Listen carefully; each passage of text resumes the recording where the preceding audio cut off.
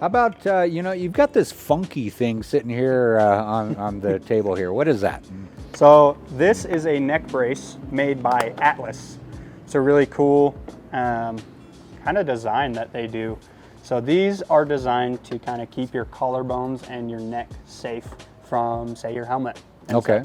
So these bumpers are going to sit on your shoulders, and then they have raised portions here that make it adjustable for sizing. So you can adjust it for any rider skill-wise and age-wise. But they also do have an overall frame shape, so we do test fit these a lot like helmets. This here, I believe, is a large, so there's a lot of customization that can go into this, and you can tighten stuff up. So say you want to move these fins, so you can push them forward a little bit and then tighten this bolt here so that it doesn't move around. Interesting. Sort of deal. But yeah, these were made to kind of protect your collarbone and your neck from crashes and Okay. kind of keep you a little bit safer. Nice. Yeah, I've seen riders wear them. I don't wear one in my particular riding. I just didn't really find the need for it. But what type of riding would you be using that for? I mean, So a lot of the pro level motocross riders were Okay. wearing these for a really long time. It's starting to become less of a kind of an advancement lately. So you want to hand me the 6D there? So why it's becoming less of an advancement lately is a lot of these helmets are coming out with raised portions on the jaw lines, like where your collarbone's going to be. oh, nice. So when you crash, it's less likely to smash into your collarbone and break them nowadays.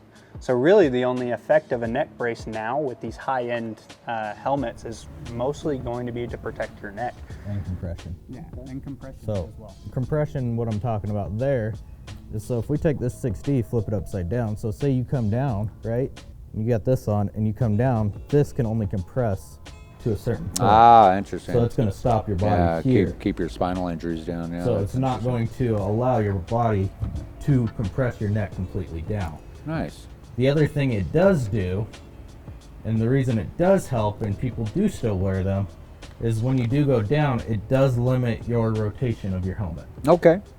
So that's why they've been so popular. It limits how much tension you can put on your neck, because necks and backs are the most expensive ones to fix. Sure, yeah, that'll put you down for a while for sure.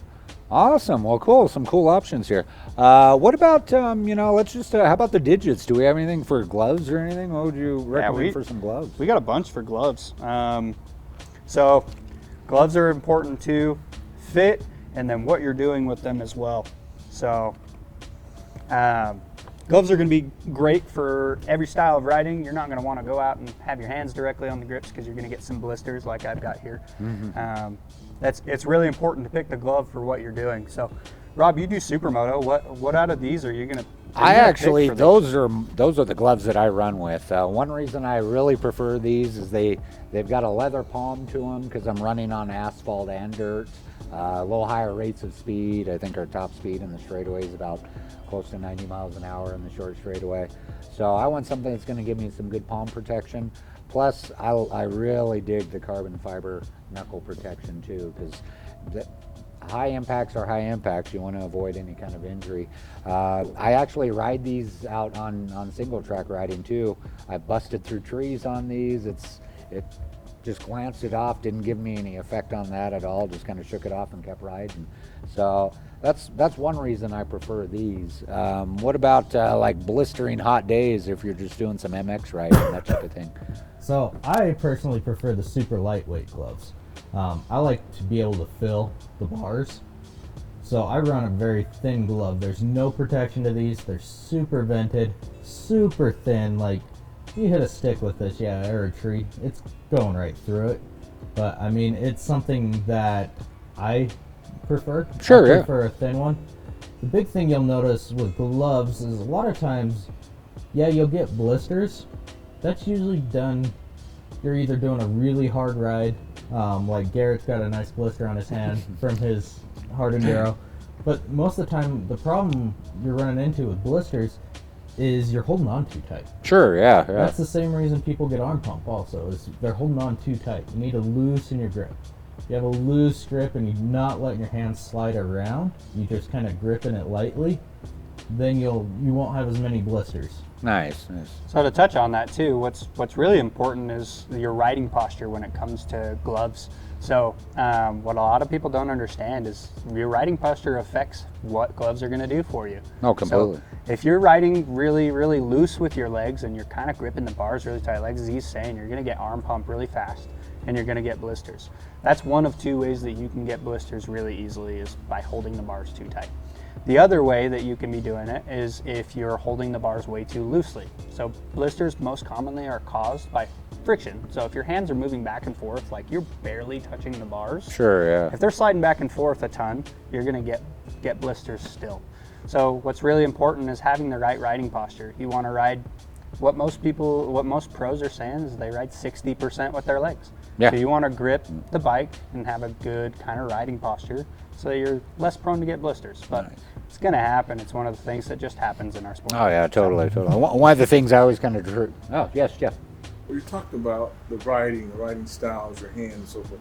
You guys ever thought or plan on any kind of ride, basic or demos or events or anything like that at all? Yeah, we're working on getting that coordinated for this springtime when it starts getting a little nicer in the season, when the snow starts melting a bit and we can get up in the mountains and play around a little bit. We'd really encourage anybody that wants to come along. We've got a lot of skilled riders.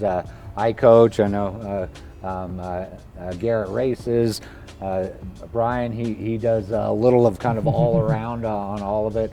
But yeah, we really want to meet all of you and have a good time with you, and hopefully convey some of those experiences and get them over to where you're riding more comfortably and a little more skilled and just feeling safer out there too. So yeah, that's definitely going to be in the future, is getting a big group event together to where we can go out and explore some of these things and just having a big group session, have a good time. That's what it's really all about too.